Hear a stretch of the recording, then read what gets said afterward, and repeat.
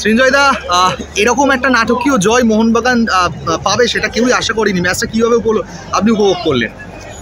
প্রথম থেকেই ভালো খেলা হচ্ছিল এবং মোহনবাগান যা খেলছে দেখুন, প্রতিটি ম্যাচ তো জেতার জন্যই খেলে এবং ভালোই খেলছিল। আজকে হয়তো একটা প্রথম দিকে একটু প্রবলেম হচ্ছিল, কিন্তু end of the day result counts এবং অনবদ্য গোল, সেটাই হচ্ছে কথা। পড়শি ক্লাব রেফারিং নিয়ে অনেক প্রশ্ন এখন উঠে দাঁড়াচ্ছে তাই দিক থেকে। আপনারা রেফারিং নিয়ে কতটা স্যাটিসফাইড? না দেখুন, রেফারিরা কোনো ম্যাচে ভুল করে, দেখুন সেটা হ্যান্ড অফ গড গোলও হয়ে এসেছে। সো রেফারিং দোষ হয়, রেফারিংয়ের স্ট্যান্ডার্ডও উঁচু করা উচিত।